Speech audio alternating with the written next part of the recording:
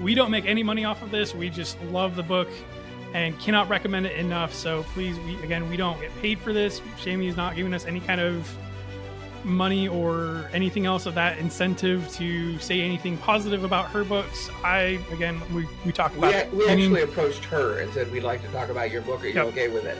So we're definitely going to be say what we want to say.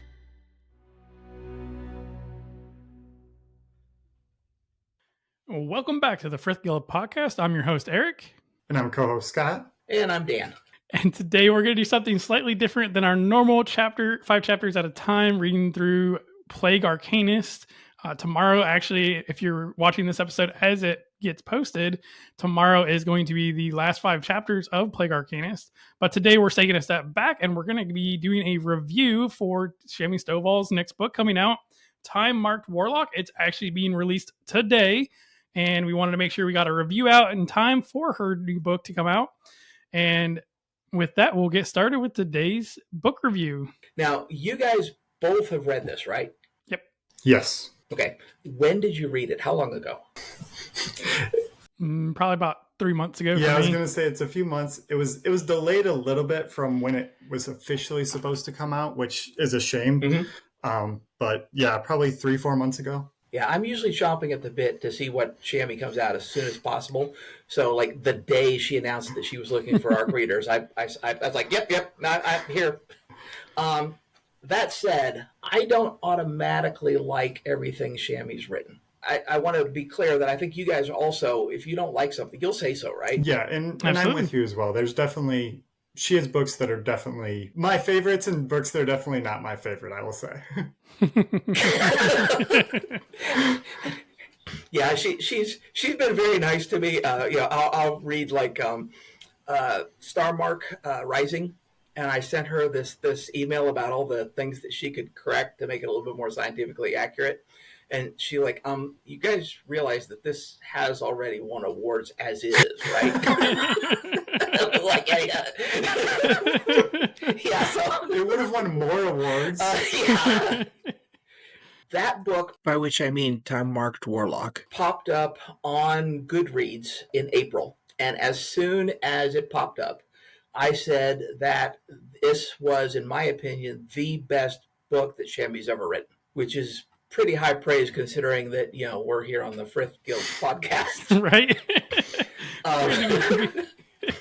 And I still stand by that. Now, as I understand it, Eric, you have never read urban fantasy prior to this. Correct. Is that right? This is the first time I've gone into urban fantasy. How did that happen? Well, again, with Dresden Files is like 27 books now. How did you miss not getting one? I'm terribly late to the party. Okay, fair enough. Were you reading like Heinlein as a kid? Well, I really didn't read a lot when I was younger. I was reading Harry Potter and Percy Jackson's, and then didn't read for quite a good stretch. And then once I got out of the Marine Corps, I kind of didn't read anything either. Most of the time I was in the Marine Corps, I didn't read anything. And then kind of got a hair up my butt and decided to read through The Hobbit, all 3 of the Lord of the Rings series. Okay. I started on the Silmarillion and kind of petered out from there. So it was basically an encyclopedia compiled by his kid. So, it has none of J.R.R. Tolkien's writing style. It reads like an encyclopedia. Not making it through the Silmarillion is not a major downfall. What about you, Scott? Are you an urban fantasy fan? I am. I'm a huge Jim Butcher fan. I've read his whole Dresden Files series, and it's one of my favorite series. So that was kind of my big intro into it. Okay. Do either of you have a copy of the book within reach? Because, I'm on a cord, so it's over there for me. So the artist who did the Dresden Files covers did that cover that you just showed. While she was waiting for that new cover to come in, she didn't just sit around and do nothing. Now, do you guys know that book 2 already has a release date? Yep. I'm excited for it, too. So excited. November 12th. I've been excited for it ever since John's interview, which was posted, I believe, July 17th, yep. Where he actually said that, in his opinion, Time Mark Warlock 2 was one of the top 10 books of all time. Not just the top 10 Shamie Stovall books, but top 10 across the board. That is high praise. Extremely. Having read the first one, I'm eager to read the second one as well. Eric, you audiobooks is a big thing for you, right? I saw you nod, but I don't think they're going to hear that on the podcast. Well, I wasn't quite sure what you said there. You're kind of coming in and out. I said audiobooks. I said you're a huge fan of audiobooks. Have you heard the samples of this book's audiobook? I have not. Sound Booth, I believe, is who the audiobook is being produced by. I've listened to, I can't remember what books they were, but I know I remember hearing Sound Booth Theater being plugged for a couple of the audiobooks that I have listened to and have absolutely enjoyed them. Sound Booth posted like a little clip of what they were doing on their YouTube channel. And just from that clip, it's awesome. And one of the things that I love is that the audiobook is coming out the same day as the Kindle book and the paperback book. Right. And that's going to be true for book 2 as well. So book 2 is also coming out on the 12th of November. So for those who have no clue what we're talking about, who wants to tell us what the book's about? How about you, Scott? I'll go ahead and take it. We're like having a stare down here trying to figure out go first. Oh, who wants it. I mean, you guys are used to going one chapter at a time. You do chapter 1, you do chapter 2, you do chapter 3, and now I'm just throwing things out. So I'm catching both of these guys unprepared. I know. I like my strict rules. I know when it's my turn to talk. Yes. Where's my little stick that tells me I'm good to talk? So what is this book about, Scott? In general. Time-marked Warlock is a mouthful to say, but it tells the story of a young girl who saw her family's murder and kidnap and comes to Adair Finch, who is a retired Warlock private investigator. And it tells the tale of them going about and solving the whole mystery and using his magical time powers to do it. Mm-hmm. Anything else that you would say that Scott left out, Eric?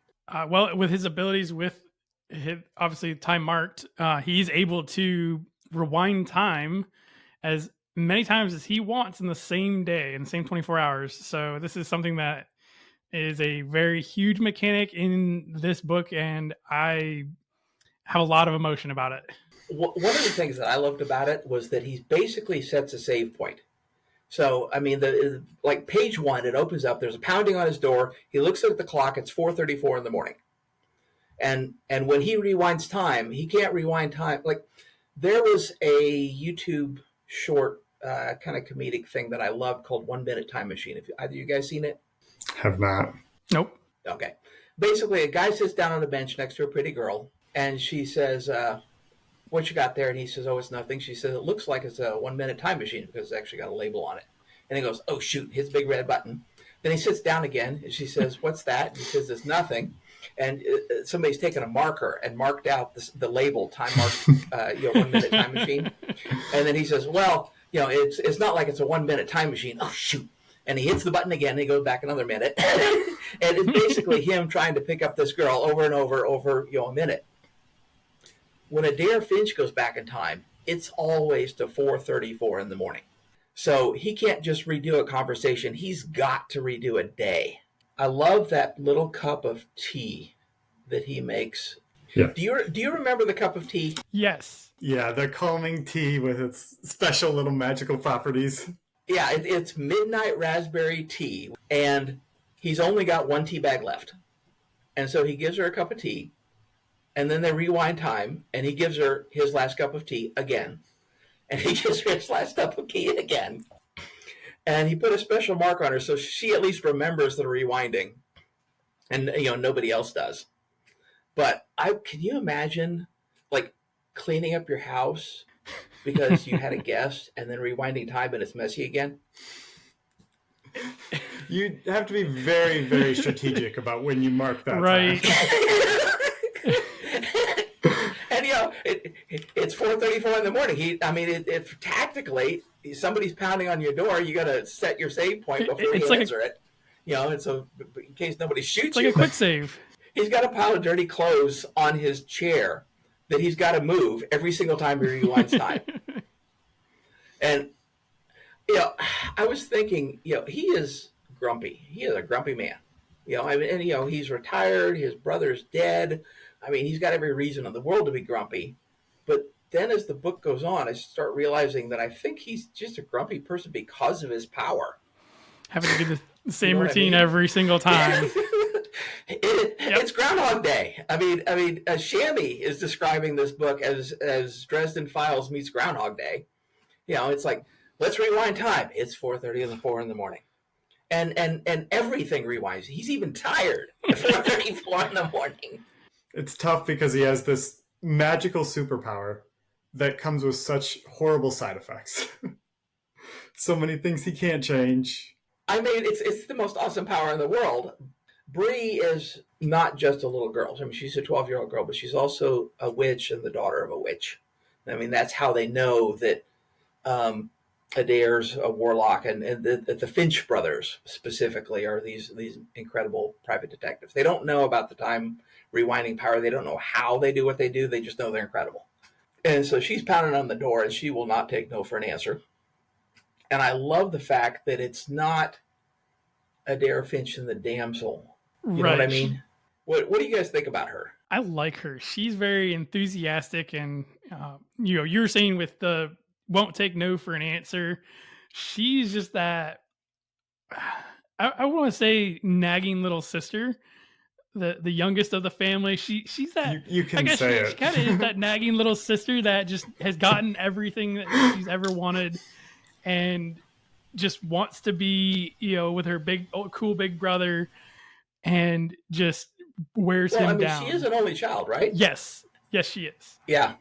Oh, and not just wears him down. I mean, there's reasons which are spoilers for me to actually say, but there's reasons why he goes along with what she's doing, or what she's saying, beyond the fact that she's stubborn as hell. Can I say hell? We've probably said worse. So this book gets delayed. It's coming out, today, for the people who are seeing this. And in addition to the Sound Booth Theater coming out, with the audio also today, there's also, this book has been accumulating a huge pile of reviews. Shammy has been a little nervous. She's starting a new series, and she wants to make sure that the word gets out there. With several months to do so, she's, I think, talked to about everybody about this book. And now you collected some reviews, correct? Right, Eric? We've collected some reviews from Amazon. I just want to get somebody else's opinion other than mine on how awesome this book is, because I've already said I think it's one of Shammy's best. The reader's favorite review says that this is one of the best stories of its kind I've ever read. A story that grabs you on page 1 and has you reading avidly all the way through, not wanting to put it down in case you miss something. The Midwest Book Review that says the overall strong characterization, intriguing portrait of this world, and contrast between the making of a new Warlock and the remaking of an old one makes time-marked Warlock a top recommendation for libraries seeking novel urban fantasies that hold the ability to reach into general and non-fantasy reading audiences and book club discussion groups alike. And I know you've got at least a half a dozen more that say basically the same thing. Yeah. Shammy's, she's been posting on her Discord every time somebody writes a review, and those are like 2 or 3 a day for months.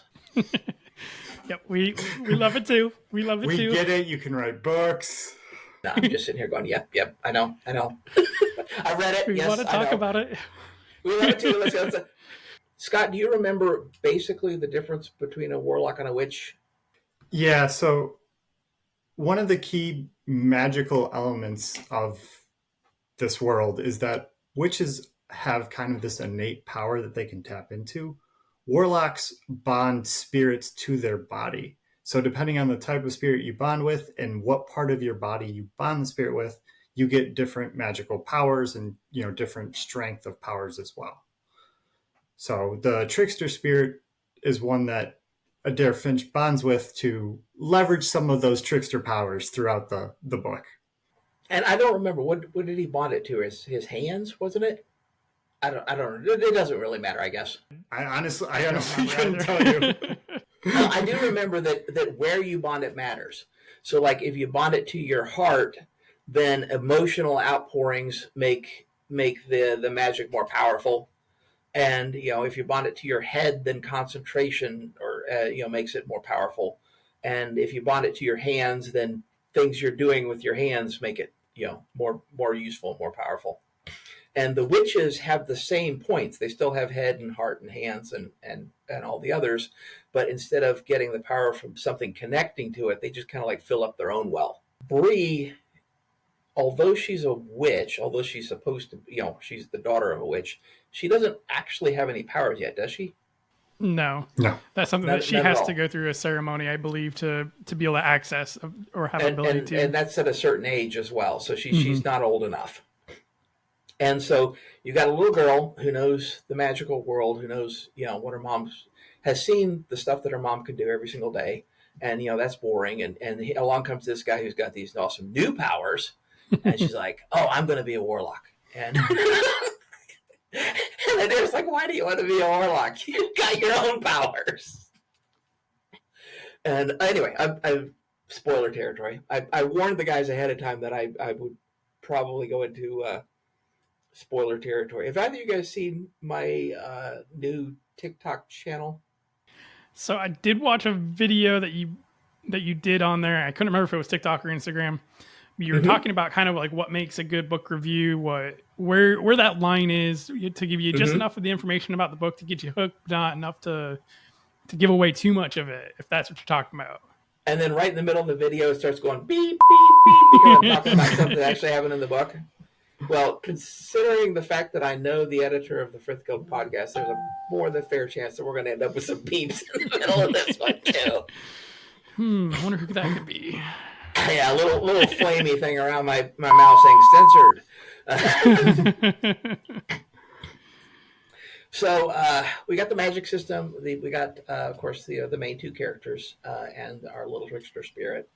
We've got a mystery. Mom is dead. Dad's missing. Did Dad do it? I think that came up very quick in like page 1. Right. So I think that was like one of the first. It's always the husband, yeah. Husband, boyfriend. I've seen a lot of murder documentaries. Always the husband.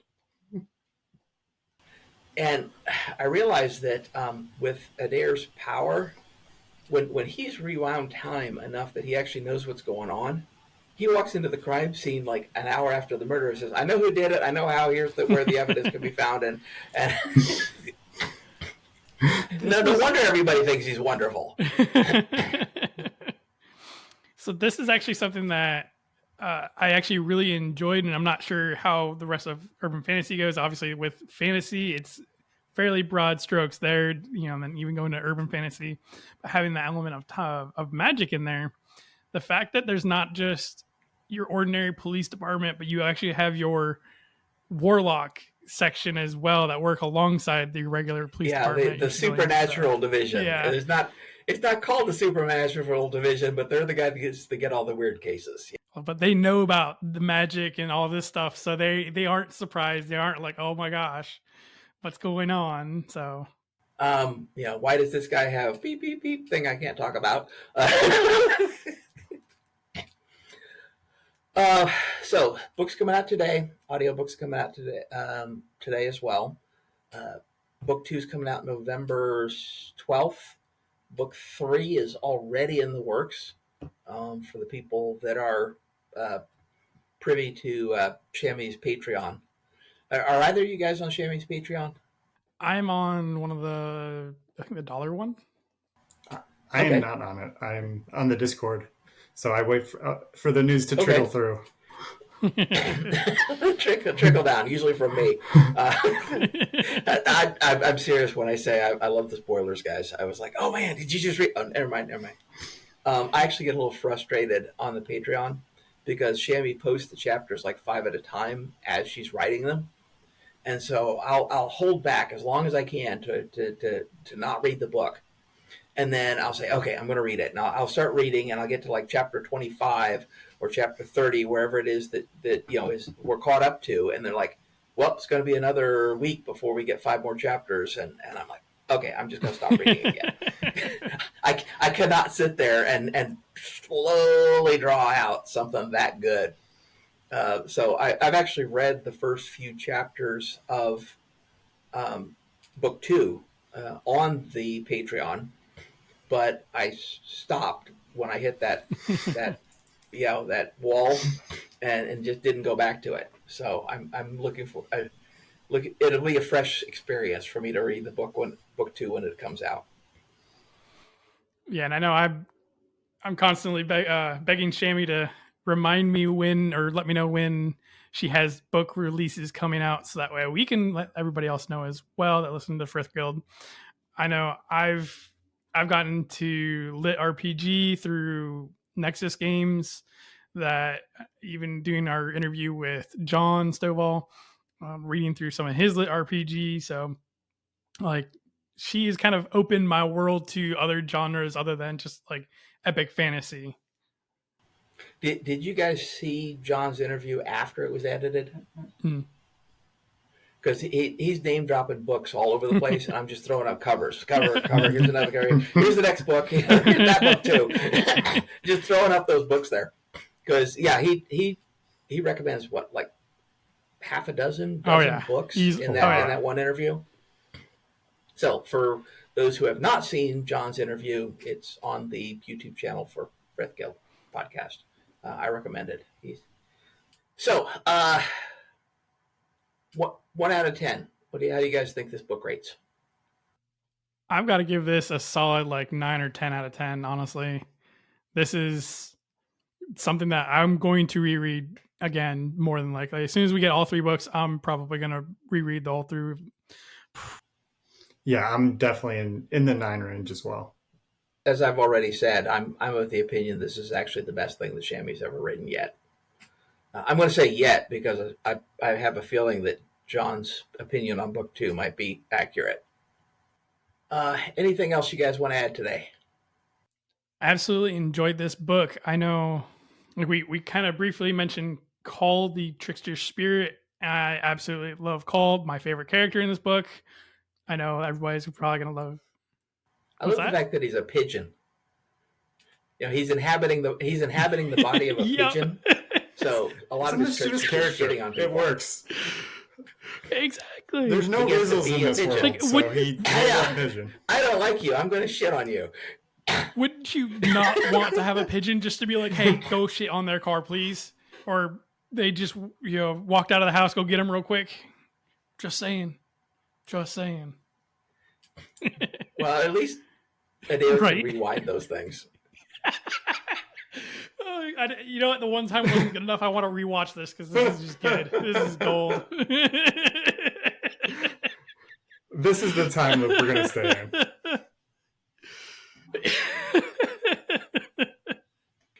Well, as I said, it would frustrate the hell out of me to have the ability to rewind time, but you got to go back to 4:34 in the morning.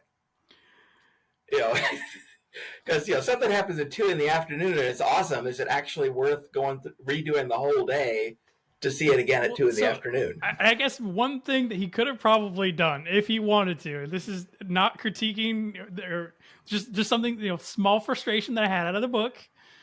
He could have reset time at like 4:50. Well, the problem, because he knows nothing's going to happen in that time. He doesn't though. But then he'll have Bree in the house with him, already having her tea, already cleared off his spot for her, already got the window open a little bit. Can you imagine doing that? You reset time from 4:34 to 4:50, and then you realize that something really important happened at 4:45. This is true. It's a slippery slope. I thought about that as well, but I was like, you don't know what's going on out in the world. So like at some point, are you going to need to rewind to 4:34 and jump out your window to go do some, like, it's too early to be able to make that call. Like I'm with you. It'd be nice, but yeah, I love the fact that he's an experienced detective. Mm-hmm. So, I mean, he knows that he can't just rewind. He can't just reset his point because it's more convenient to be at 4:45 instead of 4:34. Right. So, in summary, great book. Go out, get it. Tell me I'm wrong. Hop on the comment section in YouTube and tell me how terrible this book is. I have yet to see a bad review from anybody. I don't think I've even seen a 4-star review yet. Have you guys? Nope.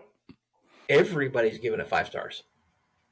So I can't blame them.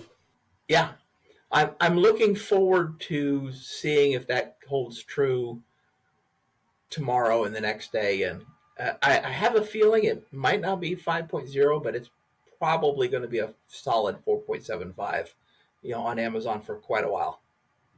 Mm-hmm. High fours, yep. So thank you for humoring me and letting me on front of the camera. Hey, thanks, you too. And just for everybody, just a reminder, all the links are going to be down in the description section, whether you're on podcast or on the YouTube channel. We will put links to her Amazon account or Amazon where you can get the book, or for the audio book as well. We don't make any money off of this. We just love the book and cannot recommend it enough. So please, we don't get paid for this. Shamie is not giving us any kind of money or anything else of that incentive to say anything positive about her books. We talked about it. We actually approached her and said, we'd like to talk about your book. Are you okay with it? So we're definitely going to say what we want to say, and we've got nothing but good things to say, fortunately. So, and with that, well, thank you for all for listening. We'll catch you tomorrow if you're listening for the day of this release on the last 5 chapters of Plague Arcanist, and it is a just crazy 5 chapters. So we look forward to seeing you then. Eric, Scott, and I want to thank everyone for listening today. We post a new episode every Wednesday morning at 11 Eastern, 10 Central, and 8 Pacific Standard Time. We are on all podcasting platforms and are also on YouTube as well for video.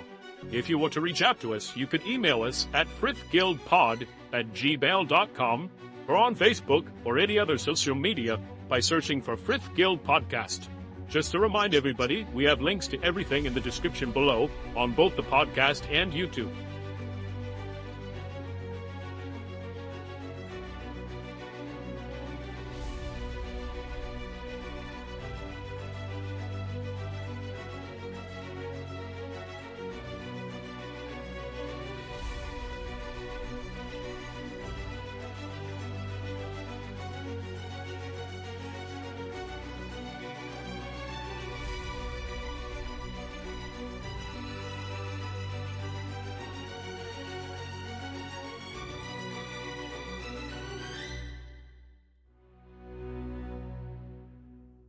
I said, I've got to get in there. And especially when, like, the key moment was when Eric said, I've never read urban fantasy before. And I'm going, you've never read, Dresden Files? You've never read, Minimum Wage Magic? You've never read, the DFZ for Rachel Aaron and all these other books. So hopefully now that you've got your toe in that particular pond, you'll at least find the good books there. John's already recommended the Lit RPG stuff, so I think that's covered. Yep. And have a good day, guys.